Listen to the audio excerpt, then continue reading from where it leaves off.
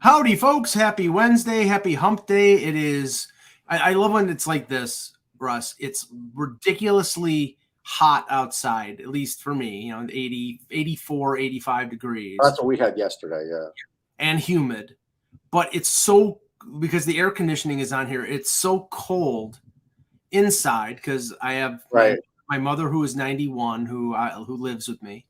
And the air conditioning has to be low.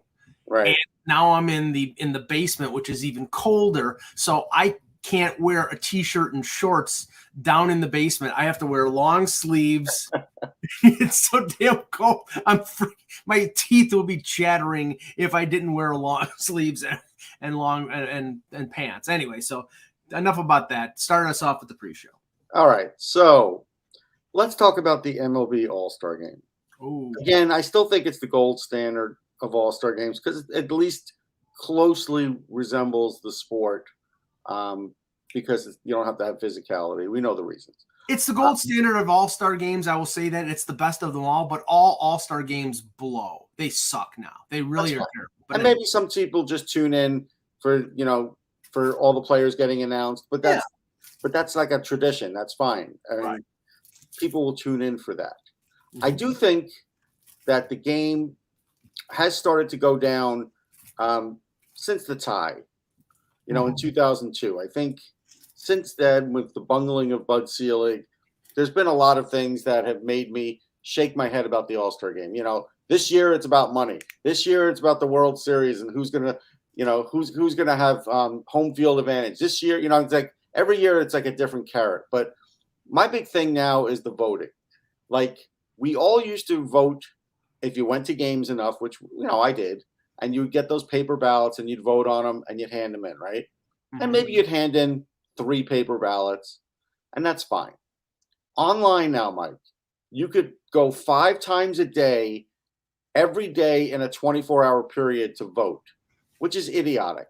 Like, basically, I would say, hey, it's 1 vote per IP address. And if you got 3 or 4 people in your family, fine, then you get 4 votes. You don't need someone putting in 300 votes for players that don't deserve it either. And, as an example, Jared Walsh is on that list. He's hitting 125 and he's got like 4 homers. And then you got Cody Clemens, who's on that list. He's hitting 248 with 4 homers. Actually, Walsh has a homer and 5 RBIs. And it's like, at what point does this not hit somebody that, okay, we've got to narrow down this list or have a cutoff date where we say, okay, these guys are not even close to All-Stars. We got to pare down the list and you could choose from that list. Like, you got to do better than this.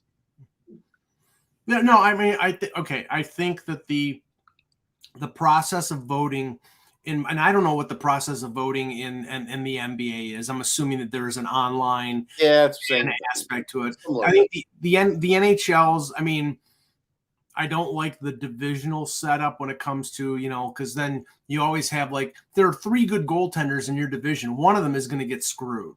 So, like the one year it was Vasilevsky and Jack Campbell. And I think there was one of the Boston goalies or there was somebody else in the division who was really good and he lost out. So that's flawed. In baseball, and there's always going to be ballot stuffing. We get in our regular elections, let alone in the All-Star elections, supposedly. But I just, okay, there's no perfect scenario. Maybe the weighted scenario of media, fans, and the league can avoid the embarrassment like John Scott was a few years ago. And, John Scott has just made it more embarrassing by being a complete troll idiot when he doing media after the fact just to get attention for himself. But I don't think there's a perfect scenario. That's the problem. It's like, but honestly, I think. Well, honestly, to be fair, the perfect scenario was when the coaches made the choices. That was the perfect scenario. But they wanted to include the fans in. I know, and that's fine. I get that. So you're right. It's how you weight it. But then I also had a couple of suggestions. I wrote about this on Full Press Baseball, but Full Press MLB. But here's the other things I wrote about. I said if I was commissioner, that when you sign your contract, Mike, you have to play in the All-Star game if asked to, unless you have a printed out medical reason why you can't. It can't just be, I want to be with my family, or, my ankle hurts. You've got to have documentation. Otherwise, when you sign your contract, you have the ability to be asked to be an all-star, period. And I don't know why leagues haven't done this yet, but they should. Because when players start opting out of it, and there's too many of them that opt out, again, you get the optics of players who don't deserve to be on these all-star teams. And it shouldn't be about who's left. Like the Pro Bowl was always about who's left in the NFL. That was the worst case scenario of all of them. And you know what? I give the NFL credit because they're the first one to recognize that the all-star game in their particular sport is crap. And they did away with it because now it's basically like the skills competition. Fine. Right. You want to do like a Saturday afternoon ABC Wide World of Sports type of thing where guys are throwing into a hoop from 50 yards. Fine. Having a game where these guys mail it in and they let some defensive lineman play offensive line, and you have a running back running for 90 yards. And nobody touches them. What the hell is that? Right. So, yeah. No, anyway. I agree. So 2 more quick things. My other quick thing was home run derby is great. We all like it. It goes too long. They need to shorten home run derby. Now, I understand they probably lengthened it for television. So I said, okay, so you have to now create another competition. My other competition was for exit velocity. And my feeling on that was, you could use real pitchers in this, Mike.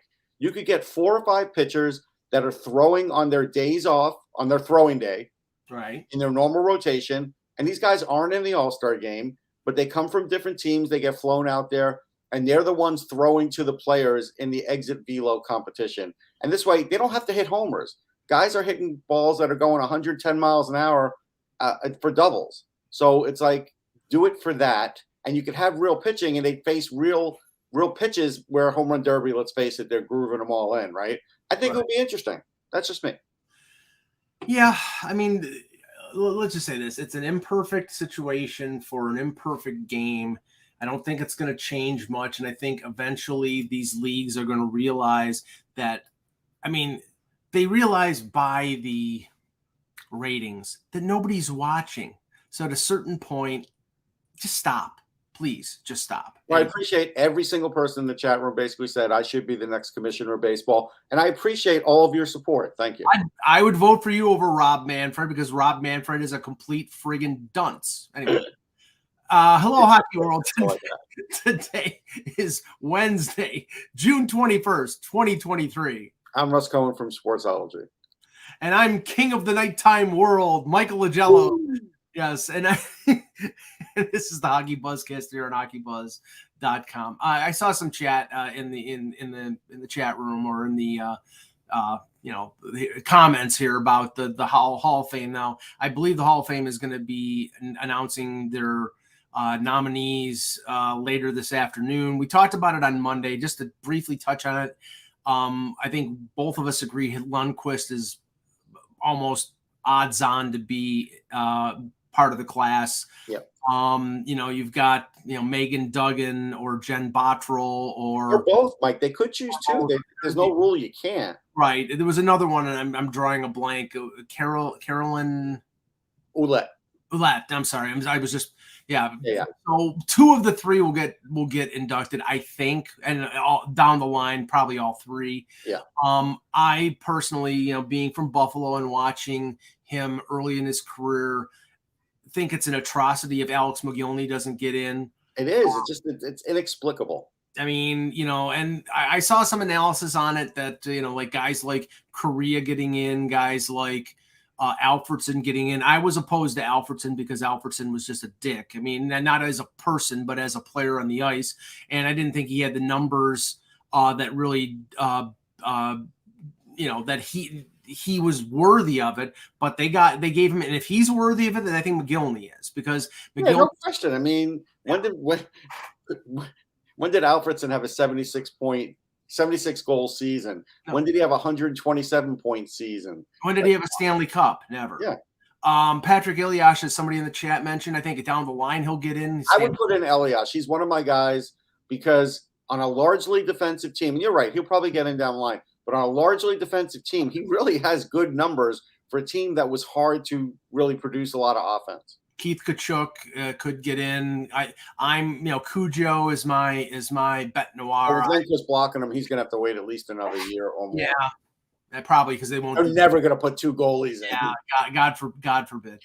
But okay, so we're a week out from and I wanted to mention in the builder category, Larry Kwong. If you don't know who Larry Kwong is, look him up. It's a pretty interesting story. Yeah, we're a week out from the NHL draft. We'll be, drinking coffee in Nashville at this time. Well, actually, I'll drink iced tea. I don't drink coffee. It's 1:00 in the afternoon, so we actually will be drinking coffee. But let's just say that everybody's doing their final mock drafts a week out, and even the people who know and think they know maybe don't know, because what the human aspect of this is that some of these general managers, they have their own methodology, and we may think that this person should be picked at 3 or 4, and they don't. Because it's not on their board. That's not their board. Or they have a different thought process. Now, here is the interesting thing, and I was just listening, like everybody else does, listening to the 32 Thoughts podcast with Jeff Merrick and Elliot Friedman, and there is beginning to be a little bit of underlying chatter that Pat Verbeek, who served as an assistant GM under Steve Yzerman, may use the same methodology of sort of going off the board, like Yzerman has done a couple times. He went off the board, not off the board in the sense that the guy wasn't worthy of a first-round pick, because he obviously was, with Moritz Seider a few years ago. But Moritz Seider was ranked by most people. I know Russ ranked him in the top 10, but he was, yes, there you go. That guy, he doesn't know anything. But most people had Seider ranked in the high 20s, like at 21, 22, and he went 6th overall.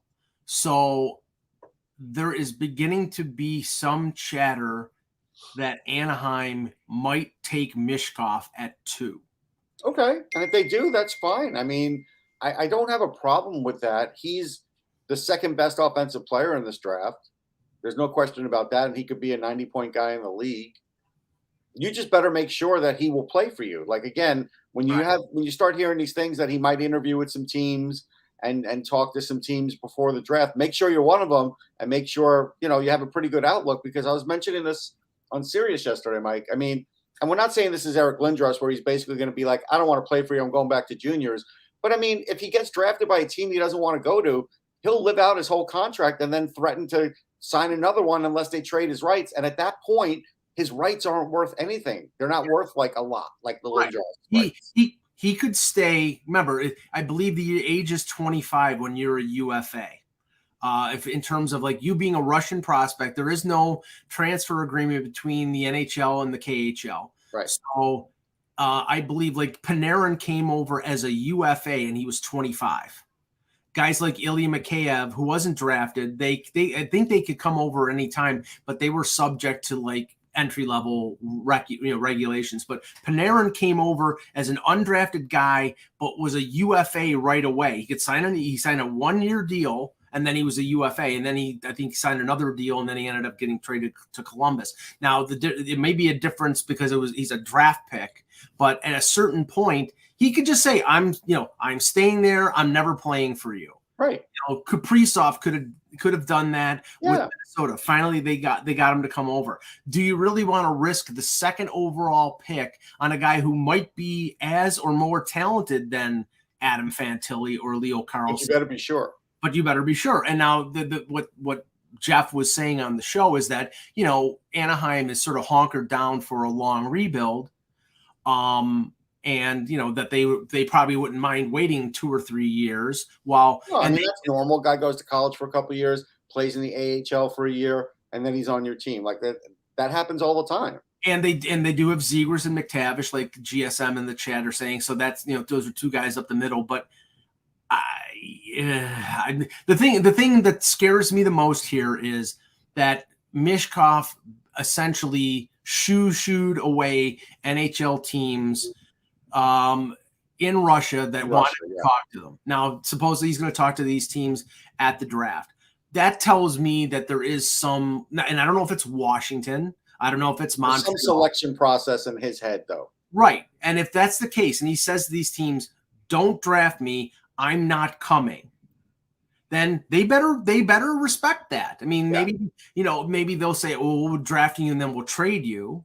And it's not done anymore really in the NHL, because even with McDavid showing like on his face he wasn't thrilled about Edmonton, most of these guys are good soldiers. They know they're going to get to the league quick. They know they're going to get good money because the money's pretty good on an ELC, and they don't worry about the rest early on. But this is a guy who's already playing pro, and he's already making good money over there. So now he's got a different look at the, outlook at the world. I'm not picking on Andrew Parry, but I want to just say this.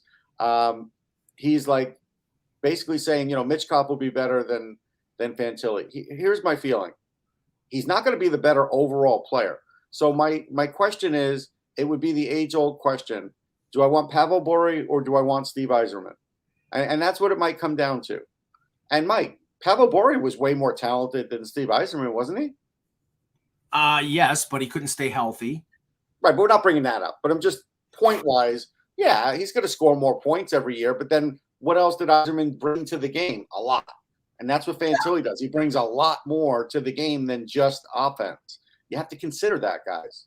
Yeah, and I mean, you cannot overlook availability when it comes to Mishkov. I mean, he may be the second most talented player in this draft. There's no doubt. And if he was playing for Sudbury, then, then you take him because you've got Zegras and McTavish up the middle. Okay, right. Now you've added a dynamic scorer, but he's playing for SKA St. Petersburg, and he may not come over until he's 23 or 24 years old.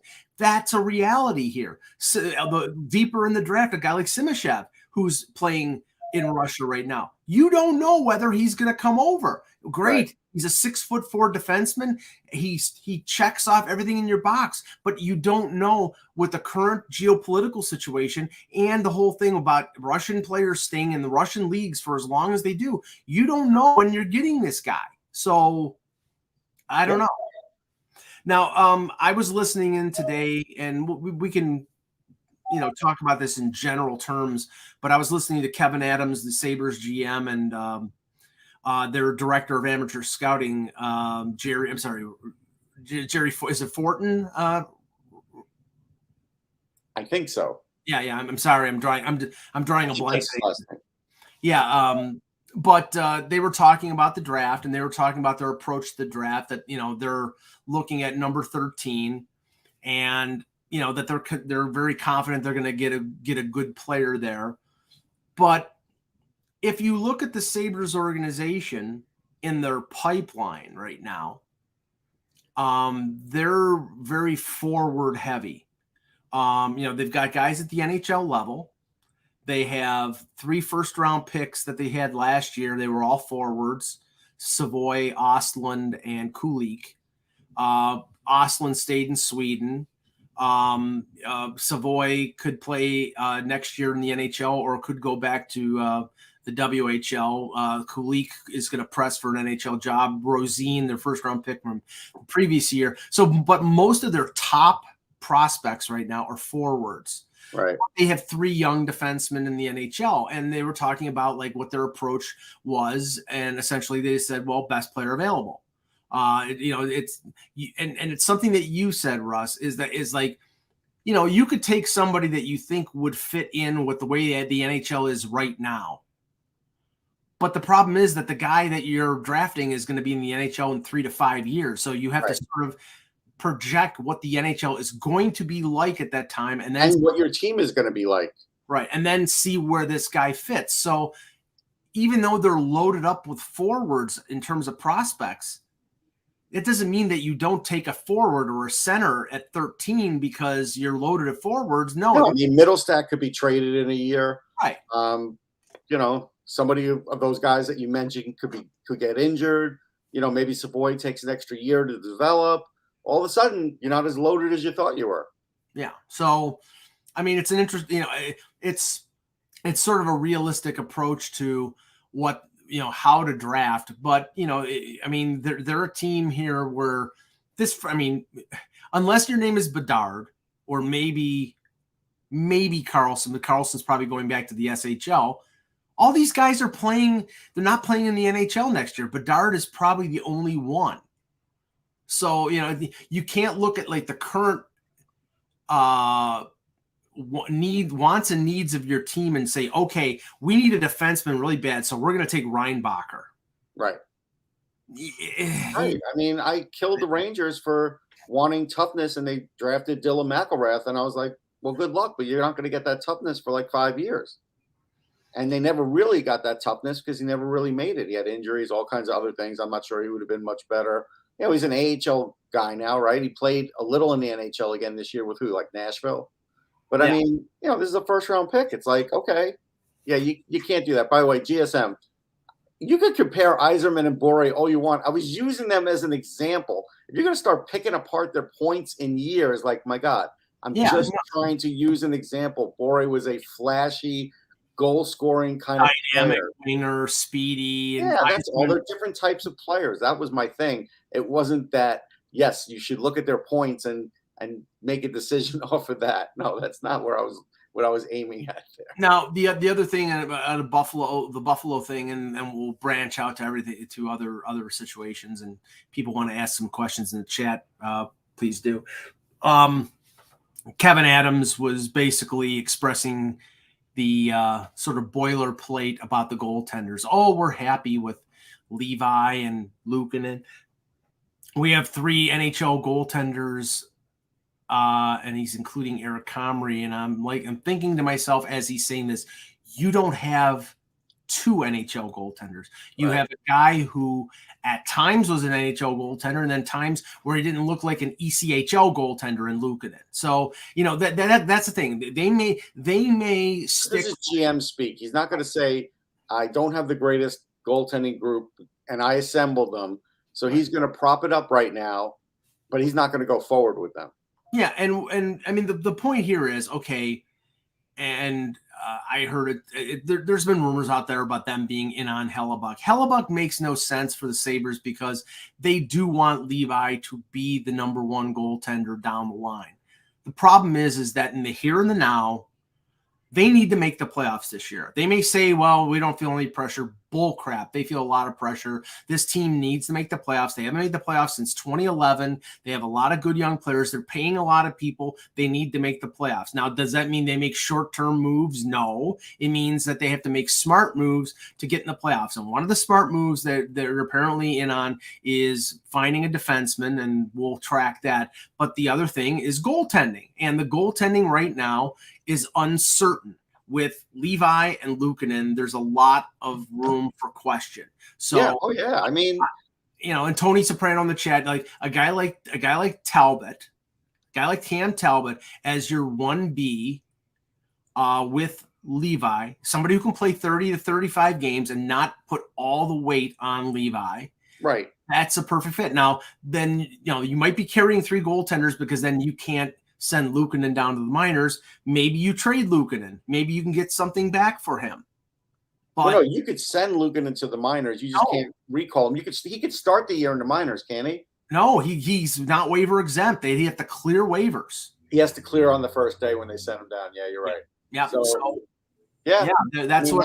that's their thing. Honestly, I think they need to first figure out, what do we think Luukkonen is? What do we think he's going to be?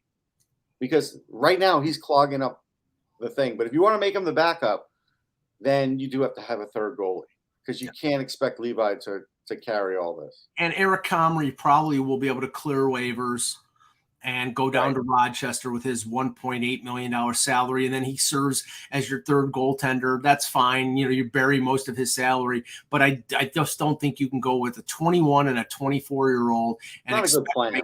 It's not a good plan at all. They need to add a veteran goaltender who can play games, but whether they'll do that. And they need to make the playoffs this year. And they absolutely need to make the playoffs. Yeah, we need to point that out. Like last year, I know people were sort of still enamored with the fact that they were like playing with house money, but it seemed like fans wanted to make the playoffs when it was close. Yeah, I mean, Mark in the chat, Levi is the future, and that's probably why trade for a guy like Hellebuyck or Gibson makes no sense, because you have to sign Hellebuyck. And we'll start with that, because there are rumors about Hellebuyck going to New Jersey, and the rumor is, and I don't think this is funny, because it's what he can ask for, being a multiple Vezina Trophy nominee. The rumor is that Hellebuyck, wherever he goes, he wants to sign an extension, and he wants to be making what Vasilevsky's making, which is $9.5 million. Vasilevsky is not the top paid goaltender. I think Price is still that at 10.5, and he's obviously done for his career injury wise. Bobrovsky's at 10. So that would be amongst the highest paid goaltenders in the league. And, maybe he deserves that, but and going to New Jersey makes sense, because I think with a goaltender like Hellebuyck, they won't pay that money. But that's the problem. I don't know many teams out there that are a goalie away from winning a Stanley Cup that are going to pay him 9.5. Yeah, New Jersey's going to go with like, hey, we'll give you like 8 for like 2 years or something, 3. The problem with Hellebuyck, what he's doing is, it's hard now to get your worth as a goalie in the league, because I would say there's 10% of the teams are willing to pay goalies a lot of money. The Rangers are going to do it. The Islanders are doing it. Yeah. But when you're like all of a sudden out there and you're expecting that, how many other teams do you think are going to do it? Yeah, I mean, the difference here is, and Shesterkin, I think, is 27, and Sorokin is about the same age. And if they sign 8-year max deals, then they're signing into their mid-30s, which for goaltenders, that's plausible that they'll still be good into the Hellebuyck's 30. Yep. So he may have waited too long to hit that grand slam home run. He may not be able to get that. He might be able to get that as an unrestricted free agent after this year. If he goes someplace and says, that goes up a lot. What if it doesn't? Right. But the thing is, like, he wants to go someplace and sign. And that's the thing. I don't know whether a team is going to be willing to. A team might be willing to pay like the 1-year rental price in a trade, but the Jets want to maximize their value for him. So, like Mark Elias says in the chat room, Montreal regretted paying Price 10.5. Absolutely, they regretted it. Yeah, and I mean, they've got the money to burn in terms of now him being on LTIR. Now it doesn't matter, but when it did matter, when his money was on the cap, that it really hamstrung them. So remember, they got to the Stanley Cup final with Nick Suzuki on an entry-level contract, with Cole Caulfield coming in on an entry-level contract. They didn't have the burden. Now Suzuki's making close to 8. Caulfield just got signed, and I don't know if they would have been able to sign those deals had Price been active. So I think Hellebuck's going to end up getting traded. I just don't know whether it's going to be to a team that he's going to sign for 8 years. He may have to accept that he's going someplace as a 1-year rental. But the thing is, like, that's very risky for him, because what if he has a bad year going into free agency? I just think he's not going to. He's got a smaller audience than he thinks team-wise. That's what I think. Yeah, I think that maybe there are 4 or 5 teams that are really in on him. There are not many teams that are I can tell you Detroit's not going to pay that money. They like him, I'm sure, but they're not going to pay that money. I'm sure New Jersey likes him. Pittsburgh is a goalie away, maybe, but they're not going to pay that. They just can't. They just can't. I mean, remember, his cap hit 6 this year, so and what if you get him, and all of a sudden that year 1, and they're starting the rebuild? Now you got a $10 million goalie with a rebuilding team. Right, and he wants to go someplace where he can win. So they could win now, Mike, but that's the whole thing. Like, not only does he want to go someplace he gets paid, but he wants to go someplace he can win. So it's tough to do both. Buffalo would make sense, but the problem, they're not paying that for a goalie. But they're not paying that, and they have a goalie that they want to make their number one because he's cheap right now. And Northern in the chat says he doesn't see Ottawa for help. But Ottawa, there's the thing. Ottawa needs a goaltender to make, Forsberg is not a number one. He's not. All this time, I thought Anton Forsberg was a number one. He's a number one. He's a number one if you want to have the first overall pick. Yeah. He's not a number one. They traded away Philip Gustafson, which is still weird. Why they did that? Well, because all the moves that Pierre Dorian, I'll just make a bold prediction. As soon as the Andlauer group gets control, Pierre Dorian is fired. It's not a bold prediction. Because we were in Montreal this time last year, and oh boy, Alex DeBrincat from Chicago to Ottawa. Ottawa, gets Cam Talbot. Like, Ottawa's making a run for the playoffs. Where'd they end up? Yeah, didn't go well. They were all short-term moves. I mean, I think that the Brady Tkachuk signing or the Josh Norris signing or all the players that they locked up long-term were bad moves? No, because they were young players. They got them on good deals. But the ones that were short-term, like DeBrincat, and we'll talk about this in a second, they were dumb moves because they weren't close. They weren't close to making the playoffs. You looked at that team, and their defense was horrible. Your second best defenseman was a 21-year-old kid who had never played an NHL game in Jake Sanderson. Artem Zub was in your top four. I like him as a player. He's not a top four defenseman. No, they still have issues. A lot of issues. Speaking of DeBrincat, so Bruce Garriock reported yesterday. Blockbuster, Mike. I saw online. This is a blockbuster. Not really. We kind of knew. Yeah, I mean, they elected for reporting. I'm not. No. They elected for arbitration because then they can negotiate with him. They had to do that because otherwise he would have. I think if they didn't qualify him, he'd be an unrestricted free agent. They weren't going to do that because he's an asset. He scored 27 goals last year, and he's apparently made it known to Ottawa management that he's not going to resign. So they're in the same situation as Calgary was last year with Matthew Tkachuk. I'm not staying, so trade me. If I have nothing against you, but I'm not staying here long term. So get what you can for me. And obviously, they get more if it's someplace that he wants to go. But he's doing what Matt Sundin did with the Leafs. No, he's not. What do you mean? Exactly what happened. Oh yeah. Matt Sundin was selfless and great to the Maple Leafs. Right, that's what I'm saying. No. He stuck it to him. He stuck a red hot knife in their back with like a poker. Yeah, okay. Yeah, Russ is like pressing buttons. There you go, Mike. There you go. Yeah. Son of a bitch. But anyway, so. But I mean, I think DeBrincat's being upfront with them, and he's like, okay, I'm not signing, so trade me. And I'm sure there are teams that are interested. Now this is a guy I think Detroit would be interested in. Yeah, Detroit does need a bona fide goal scorer. He's from the area. This would make sense for Detroit. It would. But let's see. Hold on. Okay. Well, while you're doing that, I want to announce to everybody that Randy's mock draft is done. So he'll put the address up in the chat room, and everybody go check it out. There you go. Yeah, no, there was Chris Johnson had just tweeted out something about the Hall of Fame, but it was just a picture of Mike Gartner and Lanny McDonald talking into a speakerphone. So it isn't telling you who. No, it doesn't say much. So they're making the calls, but it doesn't. So they haven't had the official release. But yeah, it's like you can't listen to the call on mute. What's the difference? No, but regarding Detroit, they are looking for a forward, and Elliott reported this afternoon that he is hearing something about Travis Konechny. Now, here's the thing. Travis Konechny is under control for, I think, 2 more years, right? Yeah, I think it's 2 more years, like 5 point something. $5.5 $5.5 million. So what that's telling you is there DeBrincat, maybe Detroit's interested, but DeBrincat, to get him locked up, this is a guy who scored 40 goals twice. Right. It's going to cost.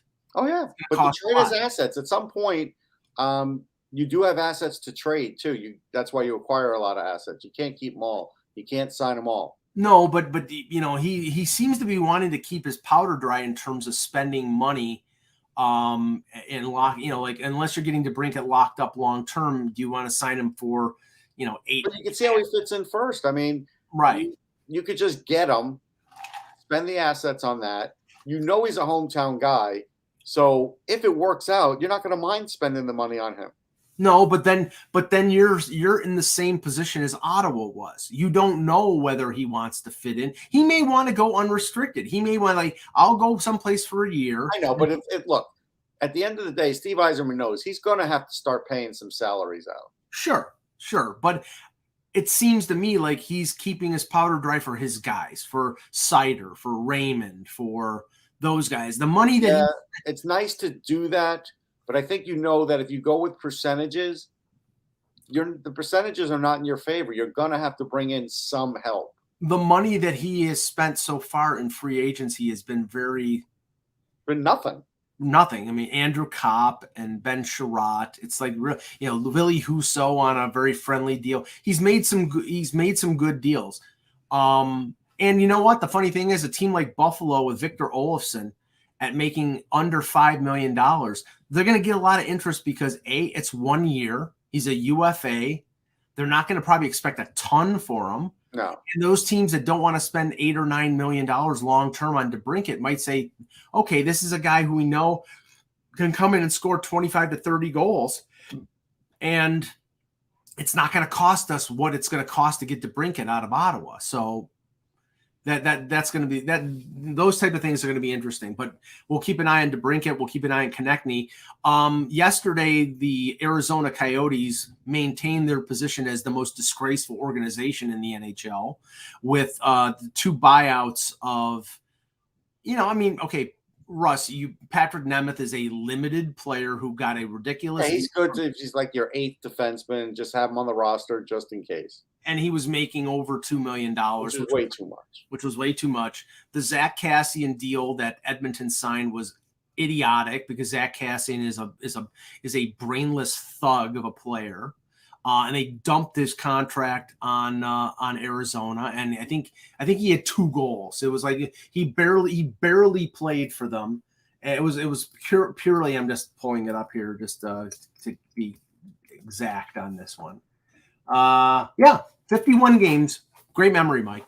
51 games, 2 goals, no assists, 2 points. 2 points in 51 games, and he was making over $3 million. So they buy both of those guys out. That's not the problem. The problem, those players, if you're a normal organization buying out those players with money that's not really, not really going to compete, fine. Mm-hmm.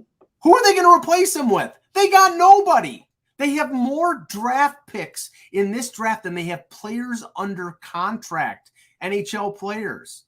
This organization is an absolute disgrace. They're tight to the cap. They only have like $31 million to spend. That's $32 million.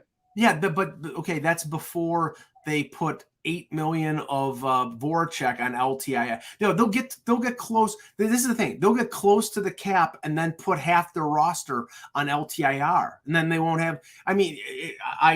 I heard Craig Morgan, who covers the Coyotes, yesterday say, well, they're interested in adding some players. And then when he went on, he said, well, guys who like Nick Bukestad, who they could sign for a year and flip. Yeah, they're not. They have to add $10 million because that's the cap floor. It's like 61, 62.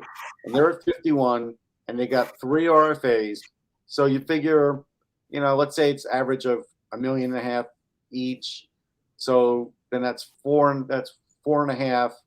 And so then Connor Ingram is also, so maybe that's another, so that's 5.5. So yeah, they'll probably get one more player at $4 million, something like that. So maybe they go 5 and they get crazy and they're at 63 million for the cap. And it's a joke. They're not interested in competing. They're interested in No. surviving. It's a joke of an Look at their organization. roster; they're not competing. And the players who are there are questioning the direction of the organization. We heard Clayton Keller and his complaints, and they're valid. And if I was Lawson Krause or Nick Schmaltz or some of these guys, I wouldn't want to be there. I'd want to know why the NHL continues to do this with this team. Yeah, they're going to pick up a defenseman because right now the defensemen showing for them are Josh Brown at $1.2 million, Soderstrom, Juuso Välimäki at $1 million, Soderstrom at $863, JJ Moser at $886, and Connor McKay is actually a UFA, so maybe they won't even re-sign him. So they need at least another defenseman, or they sign McKay to a basic deal and they get another like $2.5 million defenseman. But that is the worst defense core in the league by far. Yeah, I agree with Terry.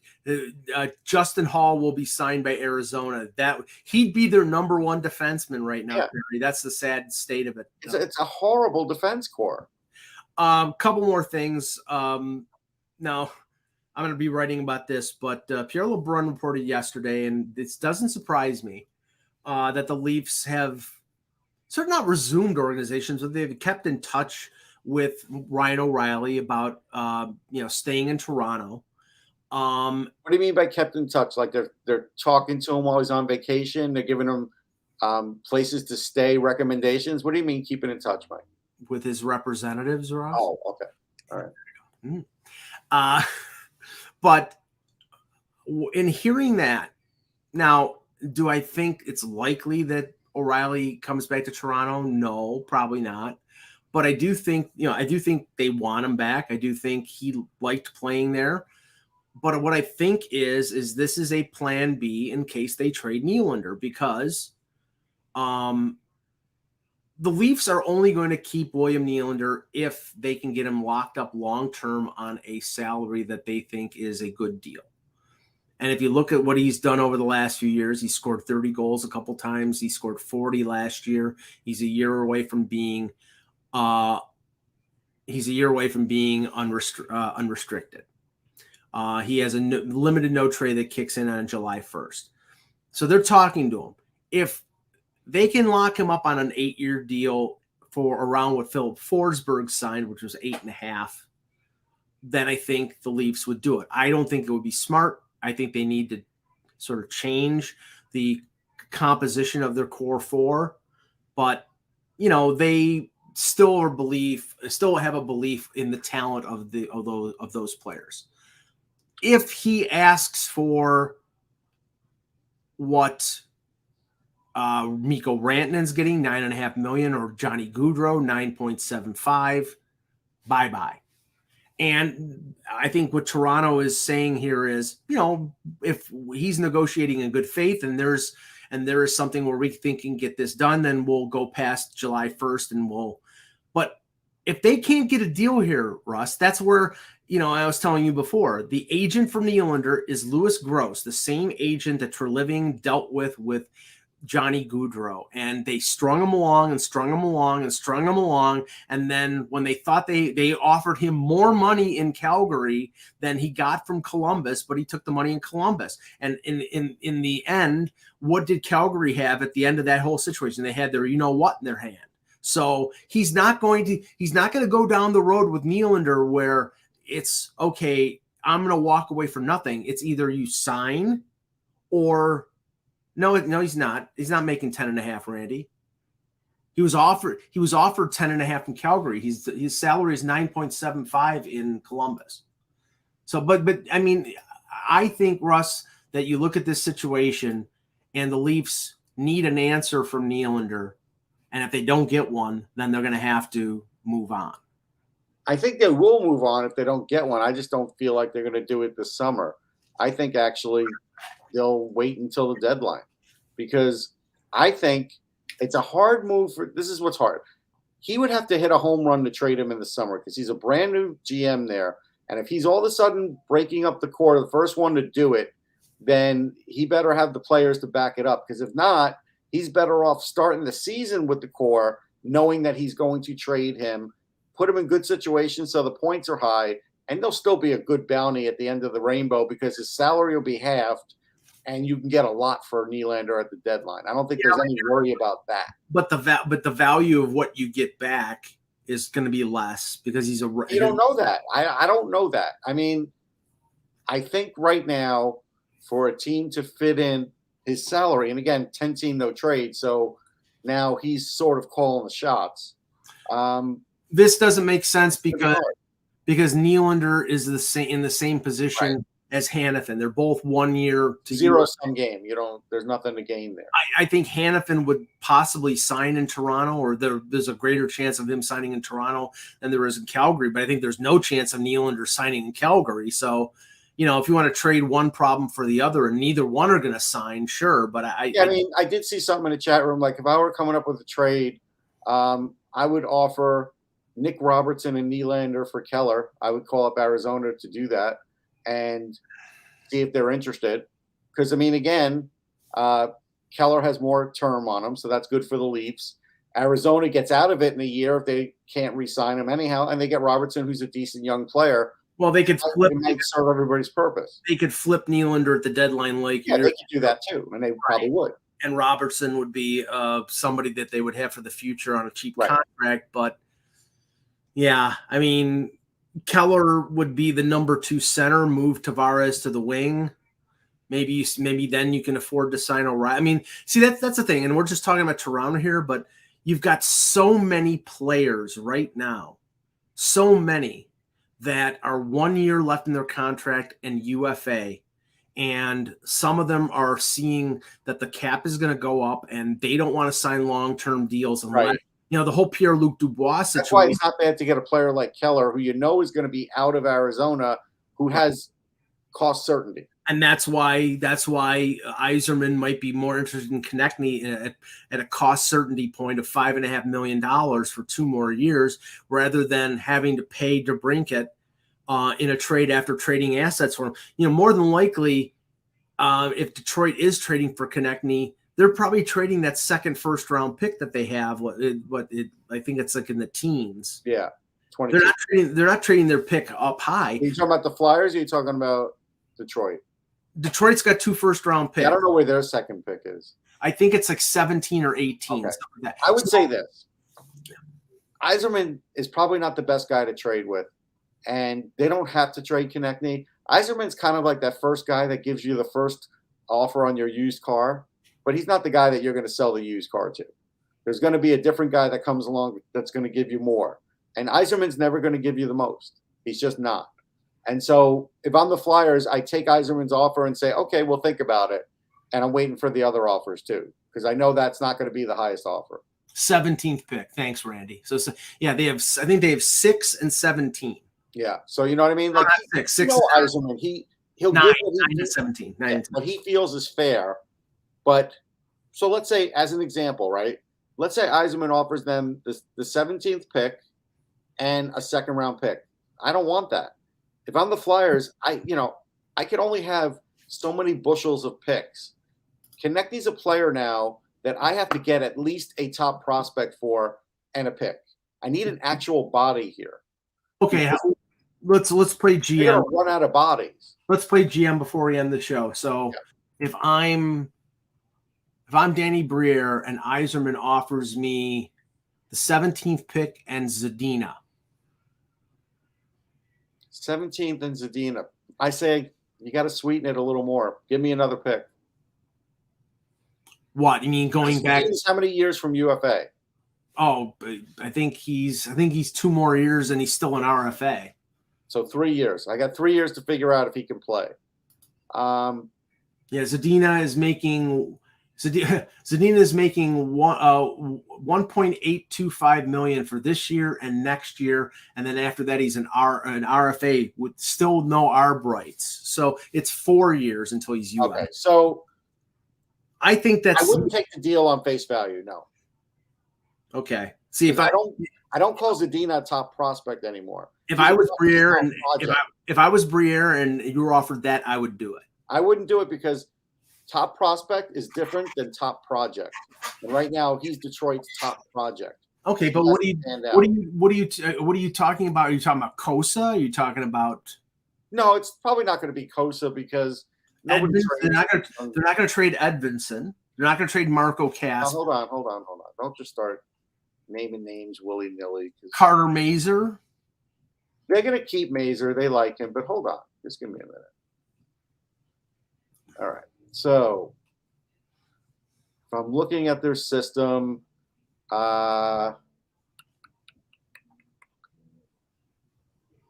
Master Simone. No, Master Simone's like they're not happy with him.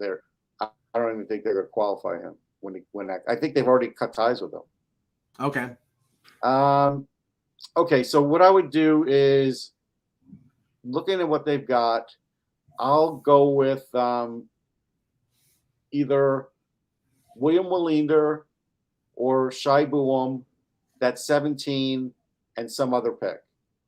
Because I'm going to take one of these young defensemen from you that I like, and also I need to get some other pick, whatever you want to give me. If you want me to give you a 7 to balance it out, we could do that.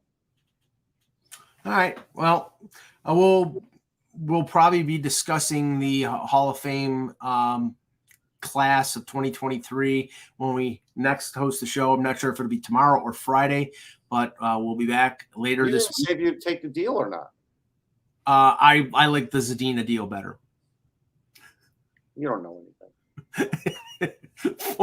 for the questionable Russ Cohen. Mike Lagello, thanks for watching. And remember, without the buzz, it's just hockey.